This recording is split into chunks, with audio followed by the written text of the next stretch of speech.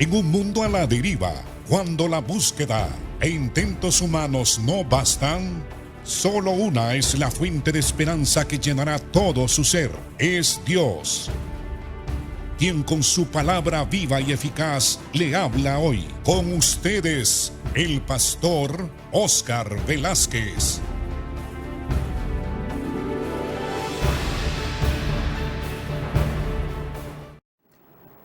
Dios les bendiga, amados hermanos.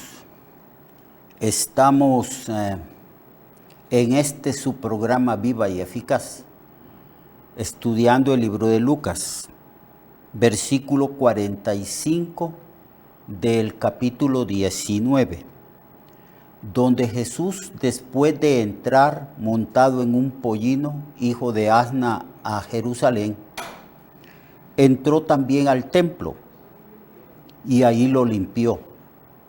Y dice el texto en el versículo 45, y entrando en el templo comenzó a echar afuera a todos los que vendían y compraban en él, diciéndoles: escrito está, mi casa es casa de oración, mas vosotros la habéis hecho cueva de ladrones. Y enseñaba cada día en el templo. Pero los principales sacerdotes, los escribas y los principales del pueblo procuraban matar a Jesús y no hallaban nada que pudieran hacerle, porque todo el pueblo estaba suspenso oyéndole, y también porque Jesús contaba con la simpatía del pueblo, y el pueblo creía ciertamente que Jesús era un gran profeta.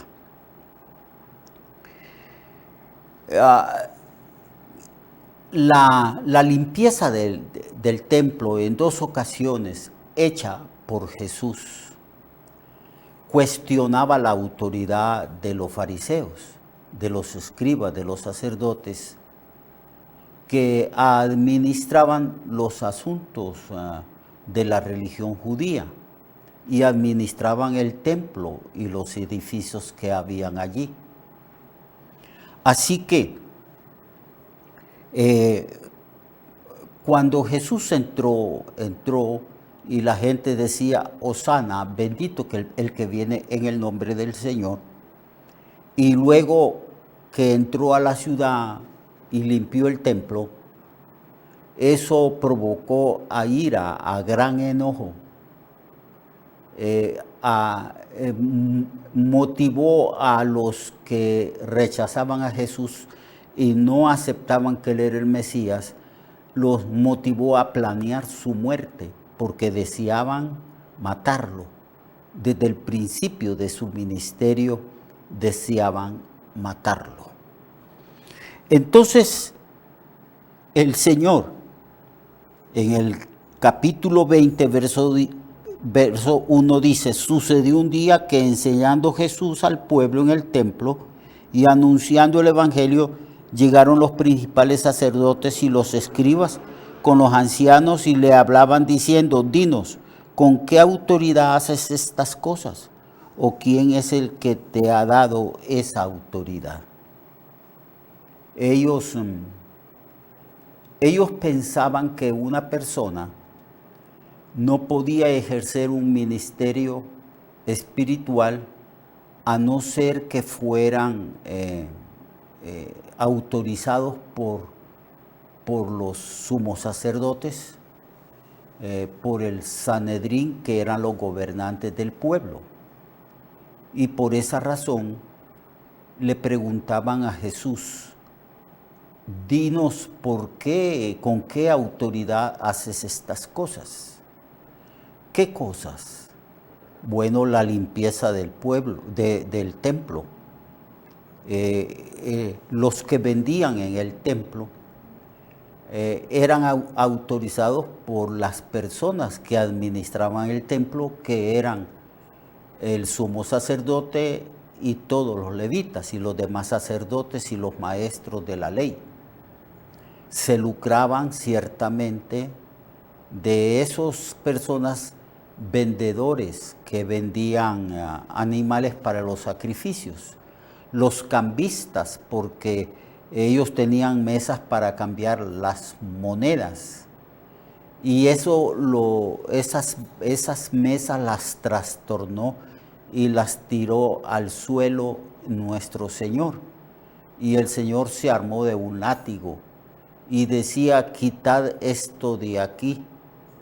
Mi casa, casa de oración será llamada para todas las naciones, y vosotros la habéis hecho una cueva de ladrones. Esa expresión cueva de ladrones es porque todos los que traficaban allí, vendían, compraban, estafaban al pueblo, porque como vendían artículos y animales para los sacrificios, ellos se aprovechaban de la fe religiosa del pueblo para cobrar sumas muy elevadas por todos esos artículos y animales que ellos vendían.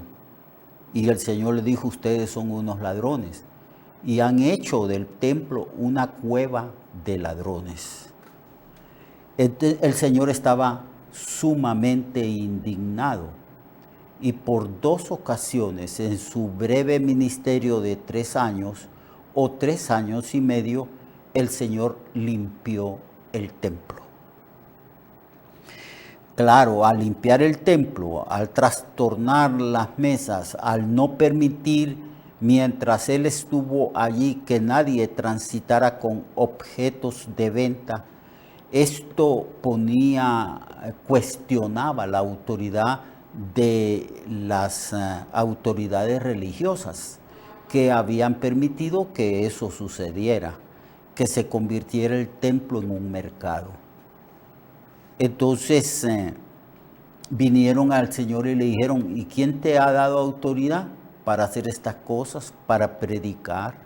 ¿Quién te ha dado autoridad para sanar a los enfermos, para hacer milagros? ¿Quién te ha dado autoridad para limpiar el templo? Y entonces esto era una pregunta que, si el Señor decía que había recibido plena autoridad de Dios, no le iban a creer, porque no creyeron en Jesús que venía de Dios. Si Él hubiera dicho que Él era el Mesías, tampoco hubieran aceptado esta explicación, porque cuando Jesús explicó, habló, confesó, dio testimonio que Él era el Mesías, el sumo sacerdote, ¿recuerdan ustedes?, rasgó sus vestiduras y dijo: este hombre ha blasfemado, es digno de muerte. Entonces Jesús tal vez no quería precipitar su muerte en la cruz, porque todavía no era el tiempo establecido por el Señor. Entonces el Señor les dijo: yo puedo contestar esa pregunta. Yo puedo decirles con qué autoridad hago esto. Pero primero quiero que ustedes me respondan una pregunta que les voy a hacer. Entonces ellos estuvieron dispuestos a responder la pregunta que el Señor les iba a plantear. Y les preguntó: ¿el ministerio de Juan de dónde provenía? ¿Del cielo o de los hombres? En otras palabras, ¿de Dios o de los hombres? Entonces ellos, que no habían creído en Juan, porque ciertamente no creyeron en Juan, más bien rechazaron a Juan. Y cuando venían en una actitud de hipocresía para bautizarse, y Juan les decía: generación de víboras, ¿quién os enseñó a huir de la ira venidera? Ya el hacha está puesta en la raíz de los árboles que no dan fruto. Así que también rechazaron a Juan. no creyeron que Juan era un profeta enviado por el Señor, por Dios. Y como Juan dio testimonio de Jesucristo, diciendo que era el Cordero de Dios que quitaba el pecado del mundo, dio testimonio de Jesucristo de que Él era antes que Él, dando a entender que era Dios manifestado en forma humana, el Eterno. Dio testimonio de que Él no era digno de desatar la correa de su calzado y que era poderoso y que iba a bautizarlos con el Espíritu Santo. En otras palabras, Juan dio testimonio de la autoridad de Cristo, de la identidad de Jesús como Mesías. Entonces Jesús, para poder responder la pregunta de ellos, ¿con qué autoridad lo haces? La pregunta lógica, la respuesta lógica a esa pregunta de los religiosos de Israel era que Él tenía esa autoridad en sí porque Él era Dios hecho carne, porque era divino y porque era el Mesías, el Hijo del Hombre que había venido al mundo. Pero para poder aceptar el testimonio de Cristo, tenían que aceptar el testimonio que Juan dio de Jesucristo. Entonces el Señor quería saber si ellos aceptaban la autoridad de Juan como un profeta que provenía de Dios. Entonces les plantea esta pregunta. De la respuesta de esta pregunta, Jesús iba a dar también respuesta a la pregunta de con qué autoridad hacía todas estas cosas. Entonces ellos de repente ahora se sentían cuestionados, acusados. Ellos venían a plantearle al Señor una pregunta que si Él respondía podía precipitar su muerte y podía morir antes de tiempo. Entonces ellos decían, bueno, si decimos que el ministerio, el ministerio profético de Juan provenía de Dios, Él no va a preguntar que por qué no hemos creído, porque ciertamente si hubieran creído en Juan como profeta, hubieran aceptado las palabras que Juan dijo sobre la identidad de Jesucristo. Entonces el Señor nos va a preguntar por qué no le hemos creído. Y si decimos que el ministerio de Juan no provenía de Dios sino de los hombres, entonces corremos el peligro de que nos maten, que el pueblo nos apedree y nos mate, porque todos saben, todos tienen a Juan como profeta de Dios. Entonces no hallaban que responder. Entonces dijeron ellos, digámosle que no lo sabemos, que lo ignoramos. Era una manera de eludir la respuesta a la pregunta de Cristo. Es decir, que Cristo está supeditando su respuesta a la pregunta de ellos, si ellos responden la pregunta que Él les hizo. Y decir no lo sabemos implica que se negaban a responder la pregunta. Y el Señor les dijo, bueno, tampoco yo les diré con qué autoridad hago estas cosas. Entonces vemos pues aquí que Jesús elude una trampa y además cualquier cosa que Jesús les hubiera dicho Por supuesto que Jesús siempre les hubiera dicho la verdad porque Él es Dios y no miente. Ellos no lo hubieran creído. Y por eso les planteó el asunto de la autoridad de Juan. Si no creyeron en la autoridad de Juan, tampoco creerían de dónde viene la autoridad de Jesús. Entonces el Señor no solamente les plantea esta pregunta para que reflexionen o para que se den cuenta de que la actitud de ellos era negativa y que no creían, sino que también les contó una parábola que expresaba la incredulidad del pueblo de Israel y de los líderes de Israel a través de toda la historia. Y el Señor dijo, comenzó luego a decirle al pueblo y a los que estaban allí, un hombre plantó una viña, la arrendó a los labradores y se ausentó por mucho tiempo. Y a su tiempo envió un siervo a los labradores, porque era la costumbre de alquilar las viñas o las tierras. Los labradores cultivaban la tierra y tenían que pagar el alquiler de esa tierra.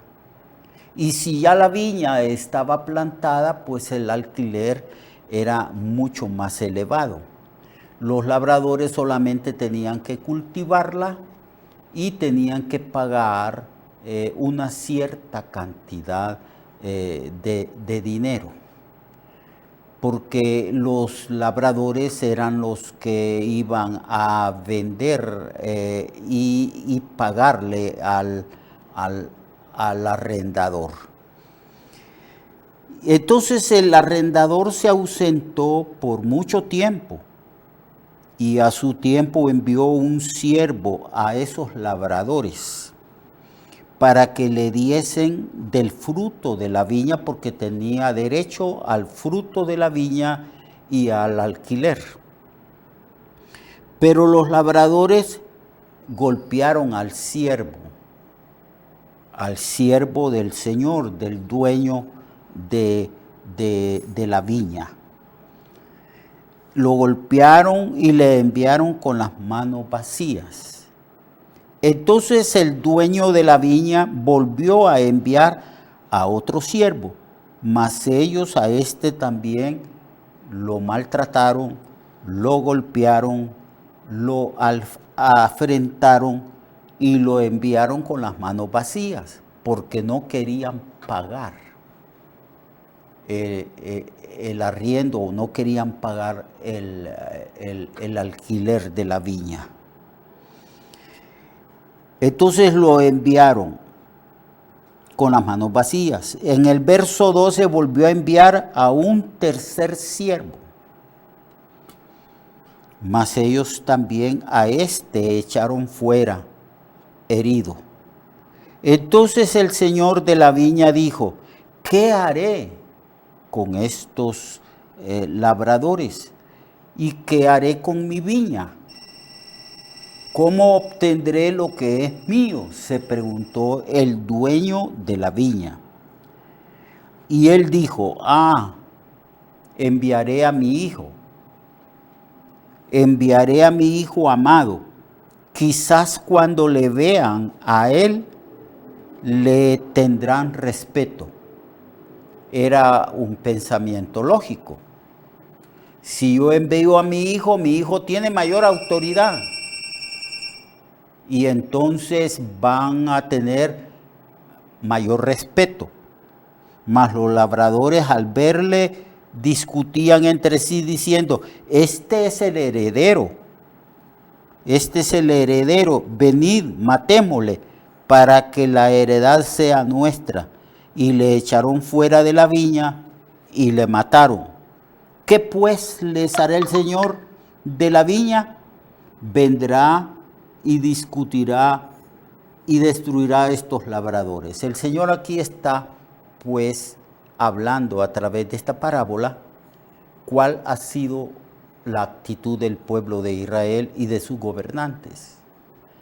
Los siervos que fueron maltratados eran los profetas que a lo largo de la historia de Israel han sido rechazados, perseguidos, matados, heridos, metidos a la cárcel, afrentados. Y cuando Cristo vino como el dueño de la viña, como el heredero de Dios, entonces también lo mataron. Este es el heredero, matémoslo. Y nos quedamos con la viña. Esa ha sido siempre el pensamiento y la actitud de los líderes de Israel. Y rechazaron a Cristo, lo crucificaron, pero Cristo resucitó al tercer día y vendrá otra vez. Y vendrá a hacer juicio. Destruirá a esos labradores malvados y dará su viña a otros. Cuando ellos oyeron esto, dijeron, Dios nos libre. Y eso es lo que ha hecho el Señor. Como el pueblo no quiso al Señor, lo rechazó, el Señor se ha vuelto a los gentiles. Y nosotros estamos como labradores sirviendo al Señor para su honra y para su gloria.